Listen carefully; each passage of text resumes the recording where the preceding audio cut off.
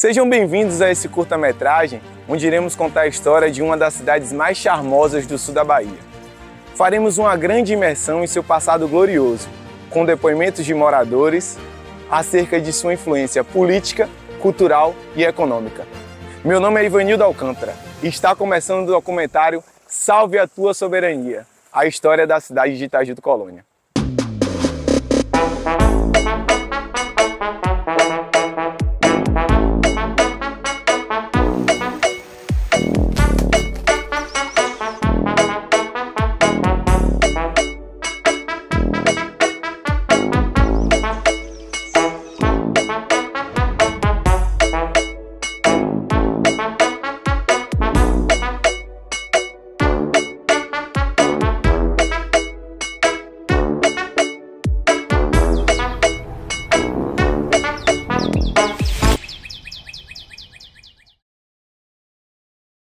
A educação é instrumento de transformação na vida das pessoas.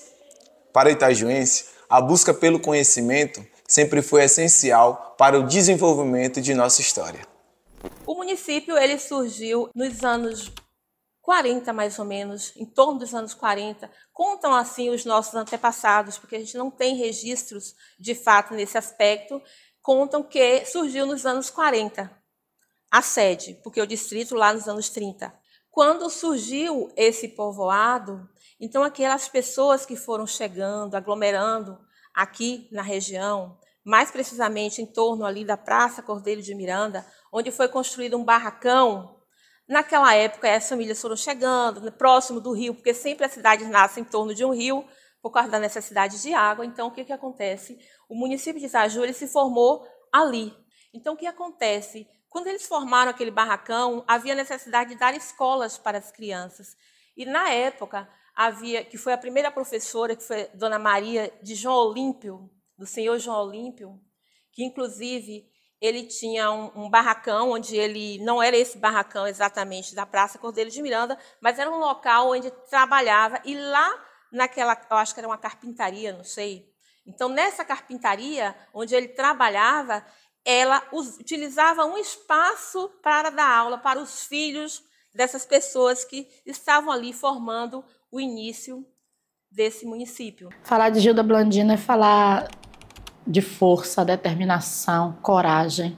É alguém que fez história em Itaju do Colônia, que chegou aqui em 1951, aqui ainda era mata fechada, e que foi uma das pessoas que, junto com o Cordeiro de Miranda, junto com Giovanina, junto com tantos outros, lutou para que Itaju se tornasse um distrito e depois para que Itaju se tornasse o município que ele é. É falar de uma mulher que foi além do tempo dela. Falar de Gilda Blandina é falar de cumplicidade, é falar de amor, é falar de carinho, é falar de uma mulher que sempre esteve aberta e pronta para ajudar. A gente sabe que é fundamental a gente preservar a cultura, porque preservando a cultura você está preservando a identidade de um povo, você está preservando a história desse povo. Eu vim para Itaju a convite de um colega, Dilson Lafayette, em julho de 80. Na época, o prefeito era Walter Oliveira da Silva e o secretário Raimundo Oliveira da Silva. Tesoureiro José Mendonça, eu vim a serviço da educação. Então, desde cedo, a minha vivência com a educação começou antes mesmo de eu ter concluído o magistério. Então, a minha vivência aqui foi sempre uma vivência muito tranquila e nessa parte da educação, eu comecei a trabalhar exatamente na educação, ainda muito jovem. E a gente trabalhou com muito amor, com muito carinho, e os objetivos sempre seriam alcançados. E aí vieram, né, os precursores da história. Dentre eles estava o professor Benjamin. E meu pai, Benjamin, ele sempre foi uma referência para mim, pelo amor que ele sentia pela educação, pela sua atuação enquanto educador. A gente via muito isso nele, com todo o seu empenho, toda a sua dedicação, todo o seu amor, toda a sua preocupação. Então, eu sempre tive a educação como referência. E o Painho sempre foi muito dado a isso, muito estudioso, muito humilde nas suas ações, muito humilde na sua atuação, uma pessoa muito serena, muito calma, mas uma pessoa de uma sabedoria muito grande, de uma oratória muito boa, de uma escrita muito boa. Ele sempre falava assim, olha, você precisa fazer correto as coisas, por quê? Hoje eu estou aqui com você para lhe ajudar, mas vai chegar um dia que eu não vou mais estar, você vai precisar trabalhar. E aí? Que profissional você vai ser? Itaju do Colônia, em 1967, Davi, sendo prefeito eleito desta cidade, viu a necessidade de buscar fora professores para ensinar na cidade, porque a cidade era carente de professores. O prefeito Davi de Oliveira Pinto, sabendo que Caetité era uma cidade onde existia bons estudantes, compromissado com a educação, e não pensou duas vezes. Davi foi a Caetité buscar esses estudantes, esses jovens recém-formados. E lá ele conseguiu convencer Benjamin a vir para Itaju do Colônia trabalhar. Com isso, surge-se a necessidade do ensino médio. E aí o professor Benjamin foi a Salvador, ele me contou essa história, uma vez que eu fiz o levantamento, para buscar justamente atender os filhos de Itaju. E foi aí que veio a SENEC, que é um processo, um modelo trazido do Pernambuco, que surgiu lá em 1943 e veio para cá, onde justamente esses pecuaristas se juntavam para oferecer e pagar a bolsa dos filhos da terra. Inclusive, eu sou fruto dessa ajuda desses pecuaristas, porque sem essa ajuda eu não teria concluído o meu ensino médio. Inclusive, nós tínhamos uma pessoa aqui, até hoje ela vive aqui em Itaju do Colônia, a Dona Eunice Albuquerque. Ela foi uma grande parceira da Escola Cordeiro de Miranda. E tantos outros, seu Zé Borges, a saudosa Valdomira, e tantos outros. Então, a gente tinha nossas dificuldades, mas a gente buscava sempre solucionar e a gente conseguia esses parceiros. E à medida que esses professores foram trabalhando, ensinando, orientando, a escolarização foi aumentando no município, os filhos de Itaju passaram a se formar na perspectiva de auxiliar os outros. E aí, os filhos de Itaju passaram também a dar aula como é atualmente. Assumi um contrato na prefeitura, da turma que eu estudei no magistério, em 94, 95, daquela turma que se formou, o prefeito na época, se não me engano, era Beto Pacheco. Ele pediu que a secretária de educação na época, Gina, a saudosa Gina, que escolhesse de 5 ou 6 que teve bom desempenho no magistério, que desse uma sala de aula para essas pessoas. E eu consegui. Fui convidada a lecionar na zona rural ainda. As nossas estradas eram estradas de chão, né? Não era asfaltada. Então, eu lembro que na época eu tinha 16 anos e tinha que sair cedo, 7h30 da manhã, porque era o único meio de transporte, era o ônibus que ia para Itabuna. Então, eu tinha que pegar esse ônibus muito cedo. Então, eu acordava cedo, aí fazia meu lanche e ia trabalhar nessa fazenda, né? Na Madalena, chamava Madalena a fazenda. E aí eu ia cedo, ficava lá o dia todo, dava aula para essas crianças, que era uma turma multisseriada, e eu trabalhava na fazenda. Naquele período, na minha idade, com 16 anos, né, como eu me sentia hoje comparado, hoje não, né, as pessoas de 16 anos já têm uma mentalidade mais aguçada, e eu me sentia um pouco criança.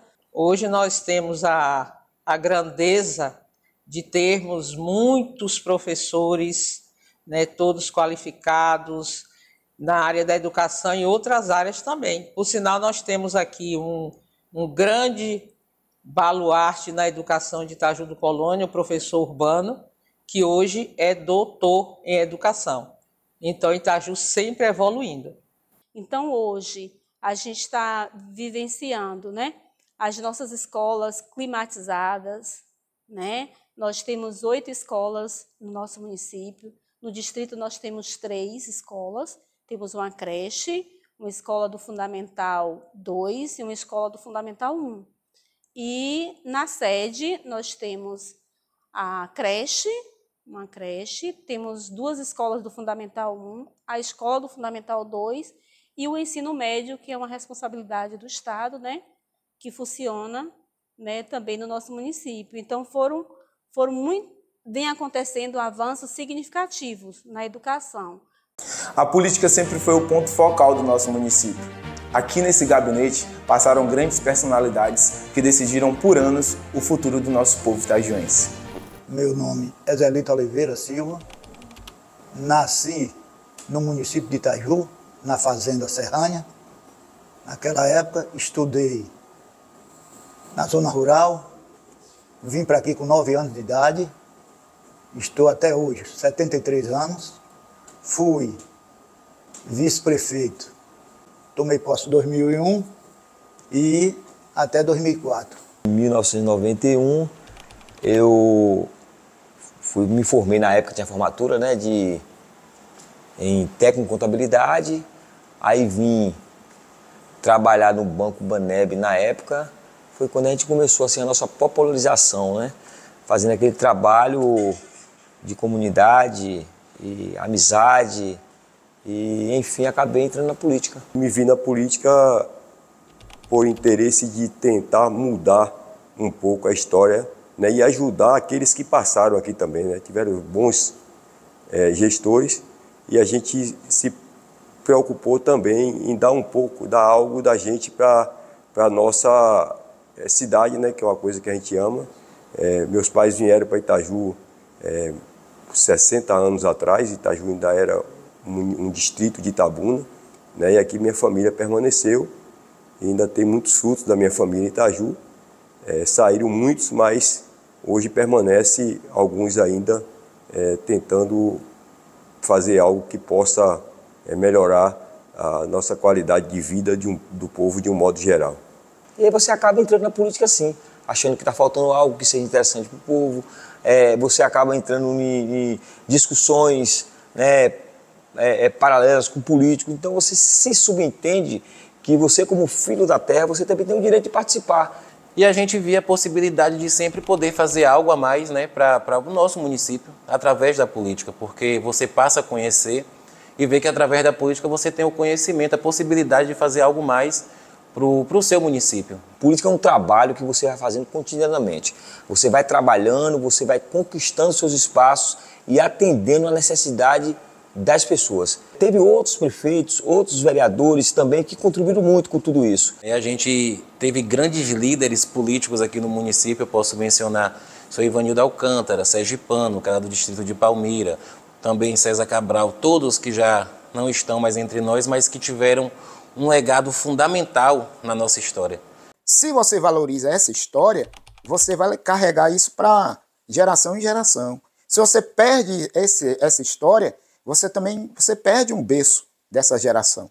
Então, a gente fez o resgate e isso tem que ser potencializado nas salas de aula, né? Tem que ser potencializado nas igrejas, na sociedade, entendeu? Tem que valorizar isso, valorizar esses símbolos. Hoje a juventude, você vê que não é tão ligada a alguns aspectos políticos. Às vezes, você tenta até aproximar um pouco mais através de mostrar sua rotina, através de redes sociais e tudo, mas ainda existe uma dificuldade muito grande. Eu digo que a classe política, ela ficou por um bom tempo sem ter aquela questão que eu falo da moralidade, né? Ficou muito desacreditada. E aí a gente, hoje nessa atual legislatura que tem, a Câmara em si, ela tem buscado muito desenvolver atividades que não são mais atividades comuns como eram feitas há épocas atrás. Um município que tem uma arrecadação de 0,6, que não tem perspectiva nenhuma de criar um mecanismo para empregar os jovens. Aqui uma parte é o comércio, 30% prefeitura e 50% são as fazendas. Mas a gente evoluiu muito também. A evolução vem e meu prazer é em ver que a gente está aqui hoje nesse local, né, um local que eu comecei a minha vida escolar e que hoje se transformou em uma escola dessa, né, em turno integral, né? O final de 3 anos, o jovem já pode sair daqui com curso técnico. E isso é evolução, é o que nós nos propomos a fazer. Cada um faz uma parte. Hoje eu tenho também um apreço muito grande pela gestão do prefeito Djalma atual, porque assim ele trouxe grandes melhorias e trouxe muita tranquilidade para as pessoas. E eu chegando aqui, eu me propus, eu me desafiei. Eu quero ser prefeito para ver se é tão difícil administrar uma cidade pequena. E hoje, meu filho, vai fazer 8 anos, não me arrependo hora nenhuma de ter sido prefeito, até porque o trabalho que eu fiz em Itaju de Colônia foi um trabalho sério, honesto, e a prova está aí. Tudo que eu fiz por Itaju, e me tornei cidadão itajuense. O presidente da Câmara, Antônio Capella, me deu um título de cidadão itajuense. Então hoje eu me considero um filho de Itaju. A minha passagem na política, eu espero que ela traga algo de bom para as pessoas. Tem uma parte que eu sinto que eu faço isso. Eu preciso melhorar, né? Eu tenho um lema que, assim como o seu Ivonildo falava que defendi e defenderei o povo de Itaju, eu falo que eu preciso aprender a cuidar de gente. Num dia que eu aprender a cuidar mais de gente, eu vou estar melhor.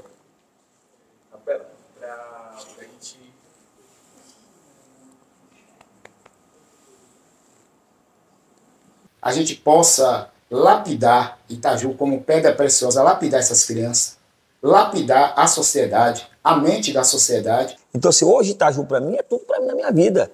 Eu nunca vou dizer que eu vou embora dessa terra, porque assim, o carinho que eu tenho à minha terra, aos meus amigos, ao povo de Itaju, supera qualquer nível de dificuldade. Gosto muito de Itaju. Minha mãe tem uma propriedade lá em Itabuna, me deu uma casa para eu morar lá. Falei, não, eu vou ficar na minha aqui, que eu gosto muito daqui. Tá entendendo? Sou muito grato à população de Itaju, a todas as pessoas que fazem parte da nossa história. Eu digo, desde quando nossos professores que fez parte da história, o nosso comércio, tudo, eu sou muito grato a essa terra e pretendo por aqui ficar e também, até um certo tempo, mas que demore muito, descansar também. No esporte, Itaju sempre foi destaque, revelando grandes talentos e proporcionando grandes campeonatos para a sua população. Meu nome é Antônio Marques Macedo, sou coordenador de esporte, tenho 12 anos de coordenador, nasci em Itaju de Colônia, passei alguns anos fora do município, mas retornei, que é minha paixão em Itaju de Colônia. 1994, campeonato de futsal, eu jogando, Aliança do Baneb e o nosso time da Kaiser. Nós perdemos o jogo de 5-4, faltando poucos segundos, nós empatamos 5-5, foi para prorrogação, depois morte súbita, e a gente foi campeão contra um time que era todo mundo de outro município. Na nossa época, nós tínhamos um time muito bom. Nós representávamos muito bem nossa cidade. Quantas vezes nós saímos daqui, em cima de caminhão, caçamba, para representar nosso município. Eu me lembro que nós saímos daqui para jogar o futsal, a gente mal tinha visto uma bola de futsal. Chegamos lá, fizemos um bocado de gol, mas tomamos mais, que a gente não sabia as regras, não sabia nada de futebol de salão. Itaju de Colônia teve uma seleção de base, nossa, jogadores podiam jogar aí fora em qualquer time. O Itaju Esporte Clube foi um dos melhores times da história de Itaju. E para mim o diferenciado desse Itaju aí foi o Joel, Bahia e Tonho Pedro Barbosa. Nós tínhamos aqui Tuquinha, Haroldo, Boca Preta. Cracaço. Do jeito que a bola vinha, morria no pé, morria no peito. Eu tinha certeza que ia sair vários jogadores aí profissional. Da alegria da gente quando fazer os jogos, né? Fora, aqui, tá entendendo? O saudoso Mero mesmo está no campeonato Nova Canaã. Rapaz, que campeonato que até hoje a gente comenta nesse campeonato de Canaã. Um campeonato bom, a gente fez uma seleção boa. Eu acho que você fazer futebol hoje em Itaju e você não relembrar os saudosos, pessoas que tanto se viram, o Ivanildo Alcântara, o Braz foi vereador, o Ivo Bahia era treinador, Almerino Correia, o Missilene. O doutor Paulo foi um cara que dedicou muito o esporte, ajudou muito o esporte, Itaju. Se eu não tivesse praticado o esporte, tinha o seu Mulher Sabinha, que era o dono do Vasco, ele falou, vocês estão aqui, agora a partir de hoje, eu quero acompanhar você. Quem não estiver estudando, não vai fazer parte do Vasco. O Vasquinho, que era o Vasquinho, vocês não vão. Quem estiver no colégio, joga. Quem não tiver. Isso forçou a gente buscar conhecimentos. E minha vida foi toda eu praticando esporte, o futebol e estudar também, né? A gente se preocupa primeiro em formar o cidadão e depois o atleta. A gente se preocupa primeiro com a cultura da criança, com o bem-estar da criança, do jovem que vem participar. Depois é que nós vamos formar aquele competidor. E isso aí tem dado bastante resultado. Eu fiz isso em 2007, com 17 meninos e uma menina. E graças a Deus, depois deles terem gostado e ter conquistado ele, aí partimos para o regulamento. São 3 critérios que vocês têm que seguir. Ele tem que estar bem na família, na escola, na família e na sociedade. E 2 vezes por mês, visita a escola, visita a casa do pai e da mãe. E na rua a gente está acompanhando. E teve êxito, porque nenhum deles perdeu de ano. Tudo que eu tenho, eu devo a Itaju. Tudo que eu tenho, eu me baseio dentro do esporte. Porque o esporte foi um tipo de materialização para que você pudesse chegar junto à sociedade e dizer, eu existo, eu estou aqui.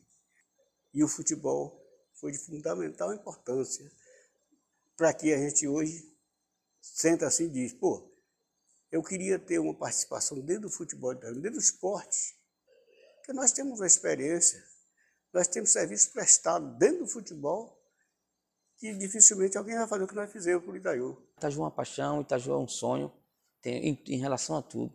A mensagem que eu deixo aos nossos jovens é que esporte é tudo, entendeu? Se relacionando à educação e esporte. Queria que eles estivessem sempre à frente disso aí, porque aí é tudo, é um início de vida, é um meio onde eles devem estar andando sempre, praticando esporte. Eu tenho 11 irmãos, 6 moram em Santos, eu moro em Itaju porque eu sou apaixonado por Itaju. Bem, meu nome é Eunice Pereira de Albuquerque Alcântara.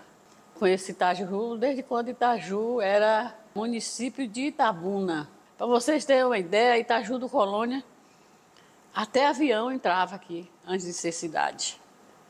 Porque nós tínhamos aqui um grupo que eles exportavam a carne para as outras cidades, carne bovina, e esse avião vinha, levava carne para Salvador, Rio de Janeiro e outros mais, né? Meu marido trabalhava na indústria de laticínio Irmãos Amazonas Limitada. Gutenberg Amazonas, Omar Amazonas, eles criaram aqui uma indústria de laticínios. Essa indústria empregava 48 homens, era um movimento grande aqui em Itaju, o comércio era muito bom aqui em Itaju. Aqui em Itaju, eu cheguei, coloquei, como eu disse, coisas para me vender em casa e na sacola. Depois passei 9 anos e meio vendendo assim em casa e tal. Eu ia comprar em Tobias Barreto, eu ia para Vitória da Conquista, o forte mesmo era Vitória da Conquista. A feira começava de lá da rodagem, botaram a feira na rua, né? Terminava na praça, na Cordeiro de Miranda. Até o povo dizia, você deixa eu colocar a coisa no seu passeio? Eu digo, para mim tudo bem, o que eu tiver de vender eu vendo. Eu vendia quase tudo. O meu marido dizia que eu era uma doida. Você é uma doida, mulher. Eu digo, não, mas a gente tem que ter variedade. Sexta-feira, vinha o povo das roças, vinha tudo para comprar e tal, e tal, e tal. Mas no começo ainda era mais movimentado, porque a gente comia daqui de Itaju do Colônia, das fazendas, né? Dos porceiros, chamava porceiro. E os porceiros faziam farinha, trazia feijão, só no arroz e açúcar, mas o resto era tudo daqui. Cheguei a ganhar R$2, R$1 por saco de milho vendido aqui nessa cidade. Porque cheguei a vender 300 sacos de milho por mês. Meu pai era comerciante, tinha um barracão, não tinha aquele jardim ali na Praça Cordeiro de Miranda, e ele matava porco, carneiro, esses negócios, botava quase todo o dia da semana e vendia, não era só ele não, todo mundo. Quando era sábado, tinha a feira, e a feira começava 6 horas da manhã, terminava 6 da tarde. Chegava a gemer, o comércio, né? Que havia festas, né? Eles patrocinavam, né? Ivanildo Alcântara, um dos meus primeiros amigos aqui, E através de Ivanildo eu fui tomando conhecimento. O Ivanildo era muito festeiro, foi me colocando junto das festas que ele fazia. Festa de carnaval, micareta, o São João deles lá era afamado. Era um movimento grande. Para Itaju evoluir, aí a gente depende muito do poder público em trazer algumas coisas, vamos chamar de fábricas, de fonte de emprego, que pudesse dar mais emprego aos jovens. Então isso você vai ter mais renda, mais pessoas trabalhando. Então seria uma forma de uma evolução mais rápida para o município. Nossa cidade, para melhor servir, precisa de vir empresas para aqui, que possa abrir portas para emprego. O que eu posso dizer é que não tenha medo de fazer o investimento em Itaju. Quem quiser vir fazer, pode vir, que Itaju corresponde. O comércio é uma maneira mais rápida de você ter um retorno financeiro. Se você for um pequeno empresário, um pequeno comerciante, mas no ramo agropecuário é diferente. Primeiro, pelo empate de capital. A imobilização de capital sua é grande. Quando eu vim aqui trabalhar aqui, por exemplo, a gente iniciou ali com um projeto de 20 hectares de reserva estratégica, que a gente até chamava de capineira na época, para fazer comida para um rebanho leiteiro. Mas por ser uma região de um clima bastante dificultoso para quem produz leite, então muita gente fugiu do leite e foi para corte, porque o gado que não produz leite tem uma exigência alimentar e nutricional muito menor. Então no ramo agropecuário ou pecuário é mais difícil. Aí como é que você faria uma agricultura num lugar seco? Você faria tendo água para irrigar. Quem está próximo ao leito do Rio Colônia, ele tem essa facilidade. Mas se o cara não for pecuarista e não gostar da agricultura, então não tem como você fazer aquela mudança, porque o dono da propriedade ele tem livre escolha. Aí fica uma esperança nos povos indígenas, que já é uma realidade no nosso município. Mas eles vão depender também de água para desenvolver algumas atividades, porque o resto é fácil. Solo a gente tem dos mais férteis do mundo, mas o fator principal mesmo limitante é o céu, né? Porque a gente não tem uma distribuição boa, mas esse céu que eu quero dizer significa chuva, significa água, e a água do Rio Colônia também às vezes não é suficiente e não está também à disposição de todos que têm propriedade rural aqui no município. O meu sentimento é de gratidão, porque eu completei agora no dia 21 de setembro 60 anos e tenho mais de 36 em Itaju do Colônia. E sobre a nossa cidade, eu lhe digo, não tem lugar melhor que Itaju, não. Eu sempre brigo com gente aí. Se vocês não gostam de Itaju, vai embora, mas não fale mal de Itaju. Por quê? Porque eu gosto de Itaju. E outra coisa, não existe lugar ruim para quem sabe viver. E a nossa cidade ela é digna de muito carinho. Itaju, para mim, é uma cidade que eu sou feliz pelos meus irmãos aqui de Itaju. Picheniató, Jarrá, Rochomampi, Taputá, Tometô, Itaju do Colônia. Eu sou Reginaldo Ramos dos Santos, cacique da aldeia Barretá, com nome indígena de Acanauã, Bainã, Choperrinã, Ranhan e Titiá. E aqui é a aldeia Barretá, no município de Itaju do Colônia, onde a gente considera ser a aldeia-mãe dos Pataxó Ranhan, que faz do território Caramuru, Catarina, Paraguaçu, que faz divisa com os 3 municípios de Itaju do Colônia, Pau-Brasil e Camacan. A comunidade indígena Pataxó Ranhan, da aldeia Barretá, vem colaborando com Itaju do Colônia em sua história, na cultura, na culinária, na educação, na política partidária e também na política da economia. Falar de Barretá e Onraque é falar da história viva de Itaju. Onraque, por ter sido nosso primeiro cacique dos Pataxó Ranhan, onde habitava na Pedra do Corudanta, e o SPI trouxe Onraque para aqui na década de 20, juntamente com Barretá, e aqui formou-se uma nova sociedade indígena, onde Barretá foi a nossa última falante da língua Pataxó Ranhan, que sobreviveu até a década de 90. E eu conheci todos os índios: Natico, Titiá, Onraque, Barretá, Quetão, Namburitaca, Aquernã, Becoi, Cateco, Tamani, Bute, tudo eu conheci esses tudo. Barretá morreu em 92, deixando um legado linguístico para nós, numa cartilha onde contém 129 palavras e 2 frases. Uma das frases muito conhecida Incarrabe, quero comer, quero viver. Para Barretá significava o quê? Que para viver tinha que ter alimentação, e a alimentação era a riqueza para o ser humano. Os brancos tinham assim, eles traziam coisa para agradar. Eles traziam coisa, aquela cesta, aquelas coisas agradáveis. Depois tomavam as terras. Aquele que resistisse ou morria ou saía corrido. Nós somos nação, somos filhos da selva. Nascemos na selva, criamos na selva, que é a mata. Nós somos filhos daí. Dessa terra nós somos filhos. E essa terra é nossa.